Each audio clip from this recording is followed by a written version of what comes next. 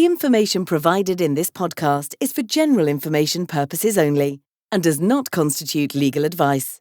Although Will Charlesworth is a qualified lawyer, the content of this discussion is intended to provide general insights into legal topics and should not be relied upon as specific legal advice applicable to your situation. It is also Will's personal opinions. No solicitor-client relationship is established by your listening to or interacting with this podcast.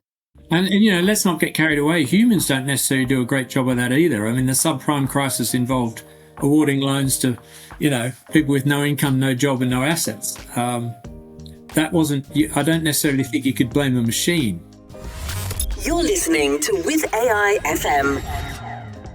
Hello, and welcome to the Law with AI podcast. I'm your host, Will Charlesworth. I'm a solicitor specialising in intellectual property and reputation management with a keen interest in AI. This podcast is about breaking down and understanding how artificial intelligence is challenging the world of law, policy, and ethics.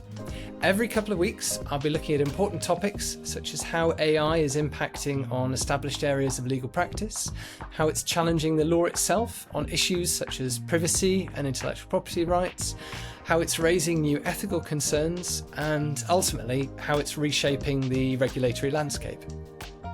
To help me in this task, I will be having some candid and engaging conversations with some fascinating guests, including fellow lawyers, technologists, policymakers, to gain a real insight into what AI means not just for the legal profession, but for the commercial landscape and society as a whole. As always, this podcast is for general information purposes only and does not constitute legal advice from myself or from any of my guests. It's also the personal opinions of myself and my guests. So, whether you're a lawyer or just someone curious about how AI and the law mix, you're in the right place. So let's jump in and keep you informed and ahead of the game. So, today I have the pleasure of being joined by Simon Deane Johns.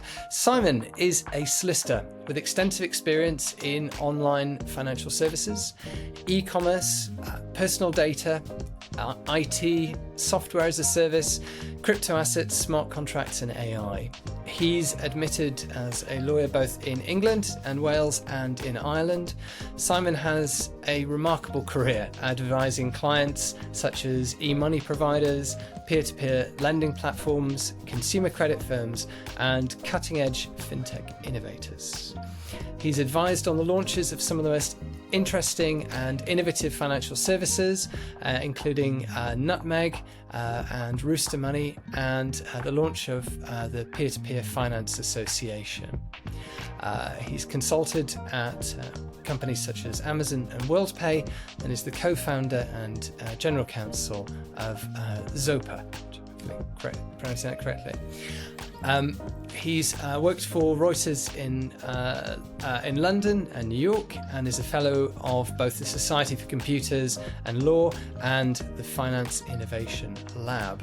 He is recognised for his thought leadership as well. As if that weren't enough, he is a sought-after speaker, regularly presenting at conferences and webinars on issues such as crypto regulation, payment services, and the evolving legal landscape for financial technology. It's a privilege to welcome Simon here today as we delve into the complexities and some of the more interesting and hopefully light-hearted areas of fintech, law, and AI. So, welcome, Simon. Thank you for joining me. Thanks, Will. Lovely to be here. Thank you very much for having me on and for that glowing introduction. Almost as if I was listening to about somebody else. It's absolutely my pleasure, and it's a very very very impressive introduction. But I think probably one of the first questions I want to ask, and possibly it's one that lots of people want to ask, is, your career spans an incredible range of expertise. Can you tell us about your journey into the intersection of law and technology? So what sparked your interest in this field, and how do you come to be where you are today? I suppose the first real contact I had with with technology in a professional sense, other than having a sort of a laptop in 1990 and one of those old Motorola flip phones, was in 1995 when I joined the Reuters legal department in London, which involved putting together software licensing agreements, data licensing agreements, the various things that went into creating Reuters real-time and historic financial and news information services. And I then about a year later, over to the New York legal department, where it was client-facing or customer-facing, and I got involved with supplying Reuters financial information to big investment banks, but also news products to the emerging e-commerce platforms. So I remember going down to Redmond, Virginia, to do a deal with AOL. Steve Case was in the room.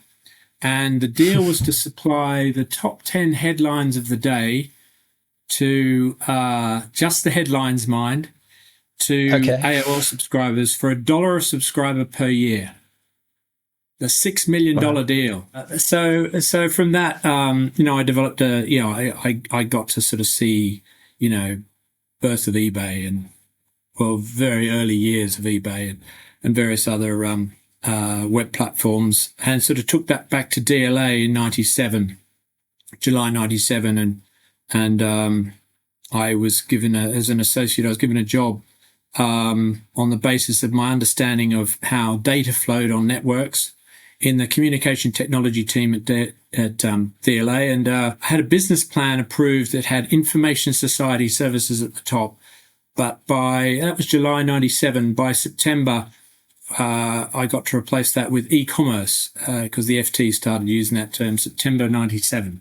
There you go. It's incredible how, one organization just changes the terminology and instantly an industry grows out of that.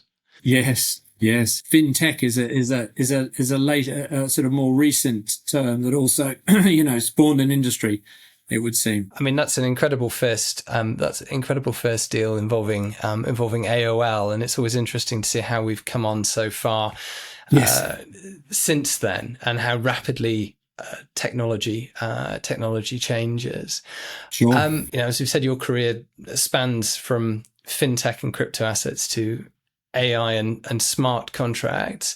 With somebody who's extensive experience in that, how do you see AI challenging existing regulatory frameworks? I mean, particularly in the areas of, say, consumer protection and financial services. And do you think regulators are keeping pace with technological advancements? So there's obviously, a lot in that. I think a big feature of AI, like a lot of new technology, and I sort of refer to generative AI in that, is that it's overhyped and underutilized. I mean, I've come up to speed now on AI 3 times, 2015, 2019, and I guess a year or so ago when open AI and generative AI really sort of burst onto the scene. And each time they've talked about general intelligence being, the ability for computers to do what humans can do, being just around the corner and so on. And it never is. I think, there's artificial intelligence has been around for a while, obviously, and in a narrow sense, you can teach a computer to play Go better than a human, and so there are definitely narrow use cases, and there are obviously lots of cases now where AI is present without us really realizing it. Chatbots and so on and so forth. And I suppose from a regulator standpoint, that's kind of alarming.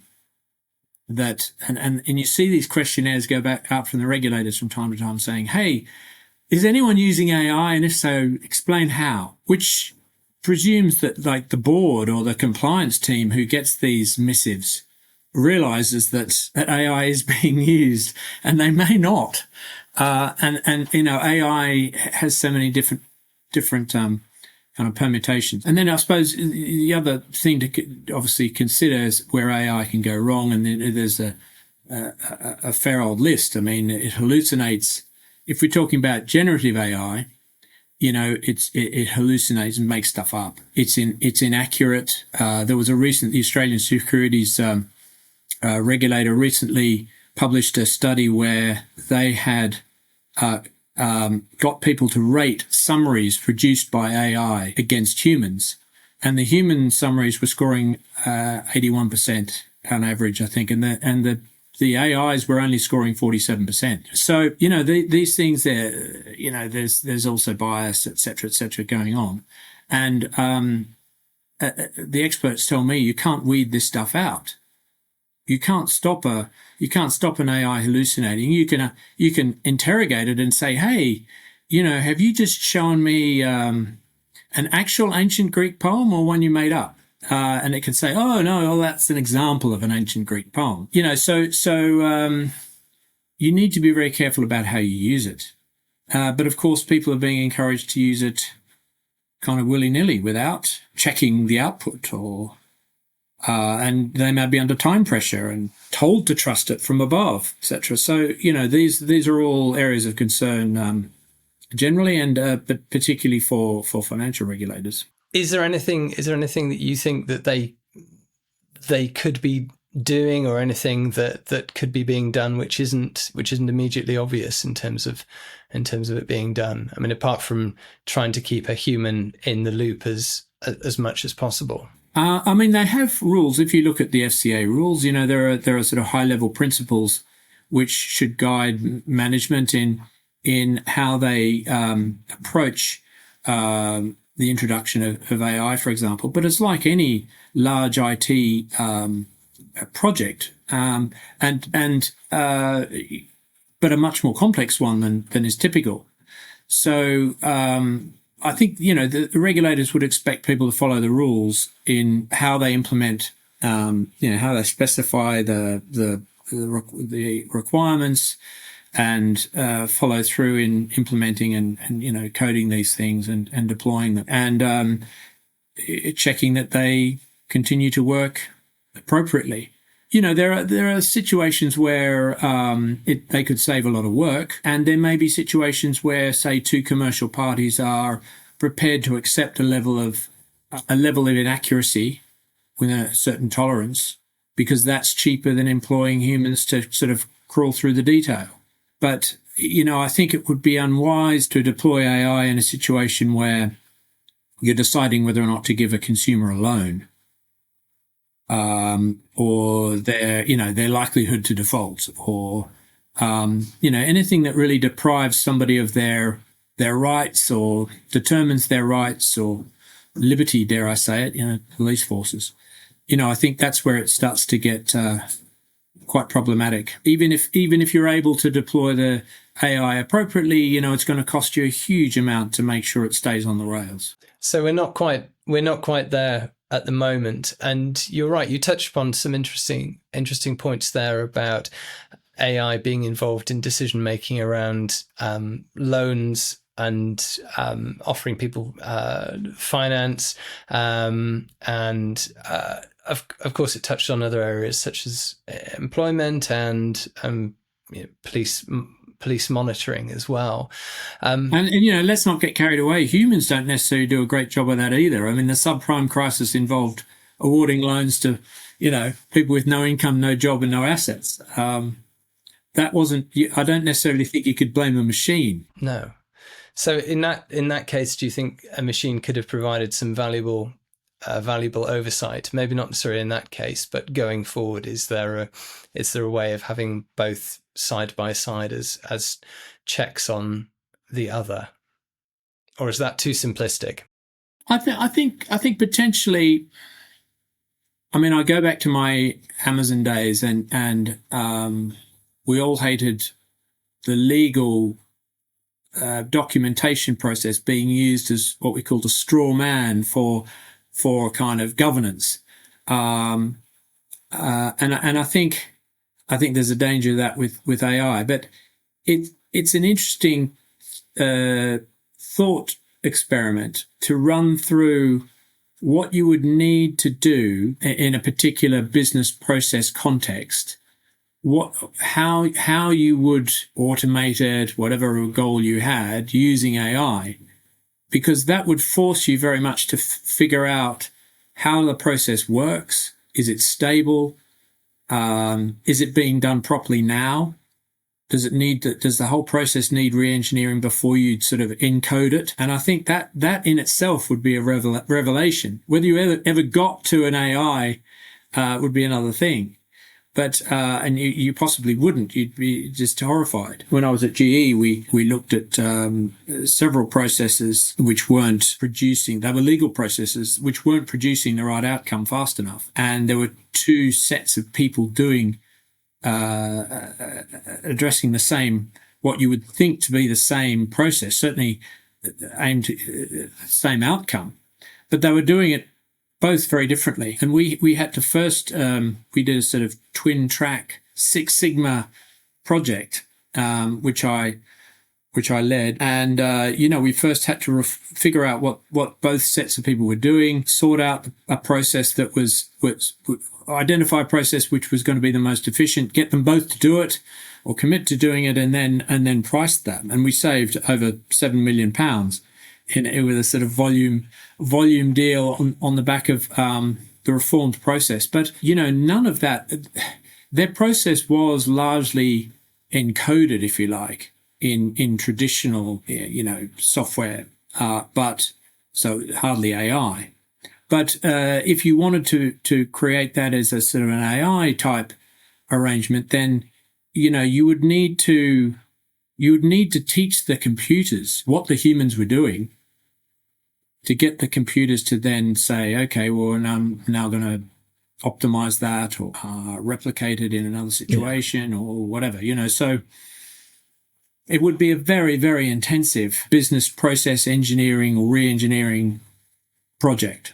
Hugely, really very, very expensive indeed, I'd say, in terms of pulling all the teams together who do that stuff now and getting them to educate you how they do it and trying to figure out how to improve it and then encode it. In terms of going through those processes, do you ever, I think you touched on it before, do you find that there is a tension between the lawyer that, you're a lawyer in the room advising on, say, regulatory or other legal frameworks that sit behind new technology, but then you also have the developers there who are chomping at the bit with some very exciting and very innovative approaches to solving a problem or creating a new efficiency. Do you find that there's sometimes a greater tension there between that, or are you? I imagine you're extremely experienced now in kind of navigating that and not just saying no to everything. No, well, I accept that question. Actually, what I've found is that the lawyers and the developers are pretty much taking the same approach. The lawyers have certain legal rules that have to be met. The developers have certain, they write in certain code. They need to know what they're encoding. The tricky bit is in the middle, the business rules that are kind of fed through the lawyers to say, are we even allowed to do that? And, there are some changes there. And then somebody really has to explain the business rules in a way that the developers can understand to code it into a system. And they hate change. At that stage, everyone hates change. The lawyers hate change. The developers hate change. So I've found that lawyers and compliance people and the software developers are pretty much on the same page in terms of what they require to kind of get the job done. The tricky part is the sales and marketing and business development people. I would say the sort of Sam Altmans of this world who are busy pushing a vision of what can be, and what they preach or what they promise to the world is very much informed by what they perceive the world to want, and that can the further we move towards away from traditional computing, the more fluid that becomes. And you see them promising all sorts of stuff. I saw something the other day from Microsoft AI CEO saying, "Oh, look, Copilot sings." So there's all sorts of issues that that are involved in that, not least of which is the sheer amount of energy that must be required to generate a song from text. But somewhere behind the scenes, is as I've already shown, a lawyer going, "It does what?" And what are you promising now? And then the developers saying, "Well, how do we fit that into the next release? What are they going to dream up next?" It's that natural pressure there must be to constantly have something shiny and new in the next update, even if it's people often criticize I have recently criticized the iPhone for having very small, very incremental changes or improvements, but certainly in the world of AI, in order to get funding or to guarantee funding, there needs to be lots of headlines, and to grab headlines, you need something more extreme, or something more more exciting. It's the new thing, right? From Michael Lewis's book, The New Thing in '99. It's how can you convince Wall Street to, these guys are looking for a liquidity event as soon as possible. And it's what's the minimum viable product, the minimum amount of kind of traction do they need to show in order to get someone to buy this thing off them or throw money at them. I mean, with much of the AI hype focused on what exciting new things that it can do, and in the more extreme, and we've touched upon it in terms of job replacement, or in the more extreme, it's a Terminator style existential existential threat. But how do we ensure that attention stays on what we might call, I might be bold and call, the real and immediate challenges, such as, and forgive me, I am a lawyer, but data privacy, copyright issues, regulation of AI-driven disinformation. Particularly, in election years, as we've currently been living through immediately. How do we ensure attention stays on those real and immediate challenges? It's super tough, right? It's sort of, you can see it happening with climate change, which is obviously a massive, whoever's to blame, it's obviously a massive issue in our times. And I often see people saying, the latest thing I saw was by 2100, it will climate change is going to cost us 7.5% of GDP if we don't do something about it now. I think humans are really bad humans are really good at adapting, but they're really bad at adapting to something that might happen later. They're really good at adapting to something that just, I'm in a car accident right now. How am I going to get out of the wreck? I think focusing people on the immediate consequences of using a new technology is going to be the best way for people to sort of adapt to its presence and address those consequences, right?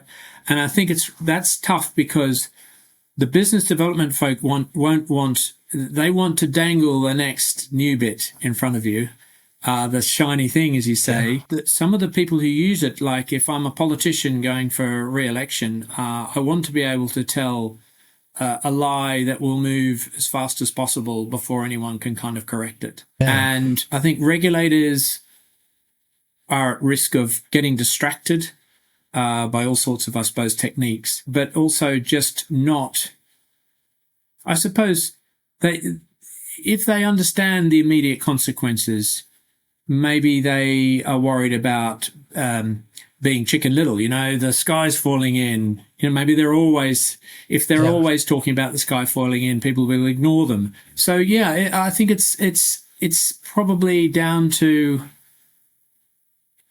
lawyers and compliance people and sort of anyone who really engages with these technologies to really understand the immediate consequences and sort of call them out. But super tough, and it doesn't really seem to work.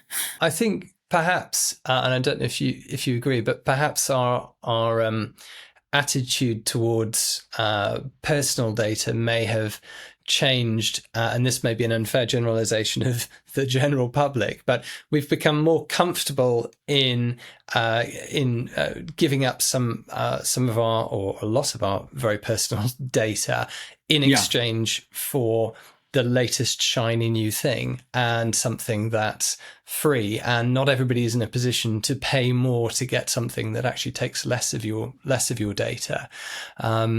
So not even in exchange for, Will. I mean, if you look at a lot of the plans for AI in from the big platforms, they've been telling people, oh, by the way, we've been training our AI on your data, and here's how you can tell us to stop, and surfacing some arcane route to doing so. But a lot of people, I mean, how many billion people use Facebook, for example? And I don't mean to necessarily call them out, but there are huge numbers of people using these platforms who wouldn't have understood what their data is being used for, couldn't be bothered to go and switch it off. Do they understand the consequences? Do they trust the government to protect them? Or are they using the platform because it somehow escapes government control? I mean, I don't think I think there's just inertia is enough. Not even an exchange of sort of functionality they say people only use about 8% of Copilot functionality, so I don't think there's necessarily even an exchange of functionality for their data. They just kind of let it happen. I mean, obviously there's a different approach taken in terms of, say, data and regulation and AI between different territories and different countries have got different approaches to it, and certainly in terms of the European approach to AI regulation, and then the UK's approach. And I'm not 100% sure exactly what the very up-to-date, very latest approach from the UK government is, because it's been relatively quiet, or hasn't given us much detail as I probably would have wanted on that. But I mean, did you have any thoughts on perhaps whether the more prescribed and more detailed approach, so the EU AI Act, is perhaps more beneficial, or something a lighter touch with the UK, or it's just you can't say one or the other? Perhaps there is something in the middle which is a good compromise. Well, I think first of all, maybe it's too late. First of all, with Europe, you have to understand that there's a very different ethos in a civil law jurisdiction, or which virtually all of the EU is, bar Ireland or potentially Malta. Which is still common law, but and that is that adopting the old Roman law approach, which is the state is there to tell you what you can do and how to do it. There isn't this idea that all things are possible without state intervention. And the French, for example, approach to national ID cards is very different to the British. The French say the government is useless if it can't prove who you are, which is kind of ironic. But that's how the law is viewed in the EU versus in a common law jurisdiction where we're used to doing anything until the government says stop, or do it differently. So I've always liked to say that an Englishman's red tape is a Frenchman's business plan. So I think it's actually ironically incredibly important that the EU has come out saying, yes, you can deploy AI, develop and deploy AI, and this is how you do it. And it may seem very prescriptive, but it's I think at a level where a lot of people would require it to be prescriptive in order for them to feel confident to do it. So I think that approach is quite important. It seems hugely restrictive to Americans and I guess Canadians and Australians and English, anyone in a common law country. But I think if you view it through that lens, you should feel encouraged that at least the EU has come out saying, hey, you can, it's cool, you can do this. Yeah. And then, you argue about where things are too restrictive. I think, as you've hinted at, I think the UK government approach is just kind of delinquent, given the things we talked about already, privacy, copyright infringement, and so on. They should have been much firmer in saying, hey, those things have to be respected, copyright and privacy and so on. And if you don't respect them, then, we will legislate immediately. And I know there are lots of legal academics who've said for a long time, actually, kind of soft regulation and self-regulation in this sort of space doesn't work. And you really do have to come in fairly heavy. Whether it's as heavy, whether you need to be as heavy as the EU in a common law jurisdiction is a bit moot, given the different ethos at play. I think the Chinese approach is quite interesting because obviously they're probably a bit more, it's more of a civil law jurisdiction, I think. But they also have this, and, I'm not into, controlling the population to the level, well, in this kind of way. But the Chinese have embedded in their regulation the kind of cultural norms they expect to see, which if you kind of think, well, gee, I see where they're coming from. It would be better if there were more liberal norms. But it's quite interesting to see ethical type or cultural type outcomes being embedded in legislation. So ironically, I suppose the Chinese model may have something to teach us in terms of, well, hey, you can sort of encode ethical, and we kind of do that, I suppose. But I think the UK government's been too slow to do that in so far. Well, and the genie's out of the bottle.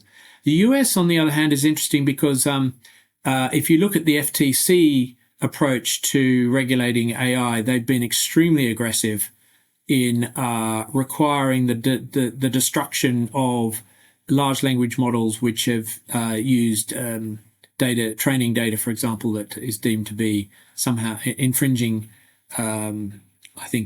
copyright and maybe even privacy and so on. And they say that they have the regulatory tools they need. So that's it's not the common law approach in some ways is not to be underestimated. Points like that. I mean, I'm aware that through LinkedIn, but also through your blogs as well. We should probably share that you comment on various things, either through your blog, the fine print from a legal point of view, or the pragmatist from a consumer tech and that type of angle. I love reading about how you approach these difficult issues when they come up in either through the press or in society. And thank you. Something that you touched upon, I think it's in your most recent article, which obviously which is inspired by the recent American elections, and the role of television and social platforms in perhaps influencing society, and certainly everybody's aware how polarizing it is in every form, from television news stations to social platforms, and there's certainly a risk there that, looking at it from, say, an AI point of view, a technology point of view, is there anything to stop the algorithms further entrenching us in one side or the other? Is there anything that can be done to counter this trend to simplifying and dumbing things down on either side of the political fence, where we are just constantly, I suppose, pitted against each other, whichever side of the fence you fall? Do you think we're inevitably heading towards an idiocracy? I think was one of the phrases. Yes. But, thanks. You're referring to the latest blog where I sort of I read the words of David Foster Wallace, who was an author writing about TV back in '93, and he was saying the unfortunate thing is that as humans we can all unite around the vulgar, the prurient, and the dumb, and that's, no matter how bright or how kind of uneducated you are, we can all laugh, and we can all, I suppose, for want of a better word, appreciate those three things: the vulgar, the prurient, and the dumb. We can all laugh at those sorts of jokes, for example. I guess as humans, therefore, we are kind of vulnerable to being approached at that level. And, I once held a view that humans uniting bottom up would somehow come up with would somehow unite and overcome a kind of the sort of top down greed and stupidity. But I actually think I was wrong. That I think we're captives to sort of human nature, if you like. And AI, unfortunately, reflects our biases. Experts will tell me that you can't fully randomize AI. You can't overcome bias. It continues unabated, and you lose sight of really what random is. I suppose just as TV was disrupted by sort of social media tools that were only used in kind of pockets, and perhaps by more educated people early on, in academia and so on. But, and I guess the big social media platforms may, as people kind of maybe people will lose interest in the vulgar, the prurient, and the dumb, and develop other places where they will exchange kind of more noble, rational views. But yeah, if anything, I worry that AI is just going to put the whole kind of it will put wheels under the vulgar, the prurient, and the dumb. Put it on skids so that it will further exacerbate that type of content. And those types of, I suppose, the extent to which we unite around those sorts of things, how you guard against that, and can one develop AIs that sort of counter that would I suppose be a question in my mind. But I mean, it doesn't look terribly hopeful if you trace the trend in politics or cultural exchanges in the Western world over the last 20, 30 years. They've kind of only seemingly got worse in certain areas. Obviously, we've moved human knowledge forward in many ways, and healthcare and so on and so forth made huge leaps. But in terms of cultural exchange, it just seems to have got worse and worse and more polarized. Perhaps there is a gap there for more of a nuanced and insightful cultural exchange, which could perhaps bridge that gap. I think that could be popular in niches, right? But I think we've got to recognise that at scale, those things will have to kind of dumb down to meet. I mean, if you're objective. If you're Netflix and you're trying to grow the user base incrementally, year on year, quarter on quarter, gradually, I think you'd have to coalesce around the vulgar, the prurient, and the dumb. And I think that's the point Foster Wallace was making about where television had got to in 1993, and why I guess there was so much sort of frustration with it. Hopefully there will be some light at the end of the tunnel on that. But I fully understand exactly where you're coming from and the concerns around that. Sorry, man. I just wonder whether that AIs or technology generally could be used to improve things like public services or infrastructure. If we can all agree that we can unite around the vulgar, the prurient, and the dumb in a sort of in the entertainment world, but acknowledge that, hey, let's not approach public services or bridge building in the same way. somehow reserve areas of human endeavour for more rational treatment. Yes, and you're perfectly right. And myself, I definitely fell into that trap that we often do of thinking of AI, because what makes the headlines is the exciting new AI that generates movies or can sing songs. And of course, AI on the whole adds so much and has so much potential benefit to areas such as medicine and construction, as you say, and other public services, and making things more efficient in the way that we live our lives to help people. There's a potential for that there. So I suppose having a wider view around AI rather than but it's certainly easy to fall into it, because that's perhaps what's the more attention grabbing, certainly from our screens as well, as soon as we switch on our phones, and as we rely more and more on ChatGPT and other LLMs for creating content and helping us with how we operate each day. Yeah, I mean, whether we use them, I doubt we use them to their full, in anything like their full functionality, or potentially even in that. And I do question whether people will actually pay enough to justify the power, the water, the people, and so on required to maintain these platforms. Whereas, embedded in the infrastructure, there may be funds available. That's an interesting point. And perhaps there needs to be more publicity about it, or perhaps there isn't as much thought going into it. But the environmental impact around AI, or the potential impact, because as you say, it requires water, it requires cooling, it requires immense amounts of computing power to create these what appear on the face of it, or been engineered to appear on the face of it, something very simple like the ChatGPT app that sits on your phone. Sure. Behind it is it has a potentially huge impact elsewhere in the world. It'd be interesting to see how that comes to the fore in the near future. If you think about it, if you consider that somebody said that a single image generated from text on one of these open AIs, it takes about the same power as it does to charge an iPhone. Okay, that's not happening instantly it's not your own electricity bill, it's happening in a data center somewhere.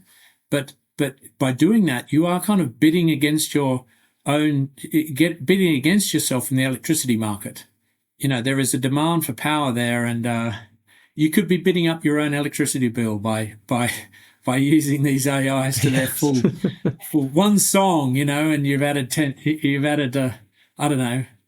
to your electricity bill. If only you could run the analysis.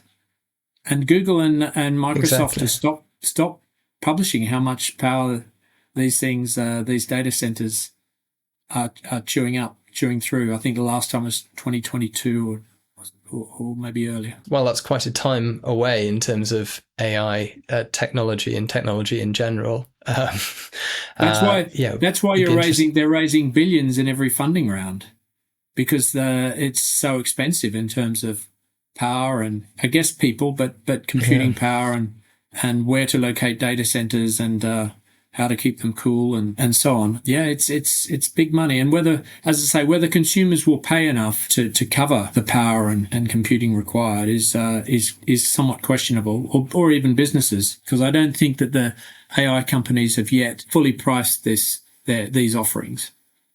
It's still they're still in the business of attracting customers and eyeballs and so on. And certainly you can see in the way that streaming, Netflix and Amazon Prime, take examples, and Disney as well, have changed even in recent year, in terms of how initially the model was a very, very low price for access to everything. And then because of, to attract as many people, and once you have that captive audience, then you actually have to start thinking, well, how are we need to reprice this? And you introduce the tiers and you introduce advertising back. So streaming starts to look like traditional broadcast television, terrestrial TV.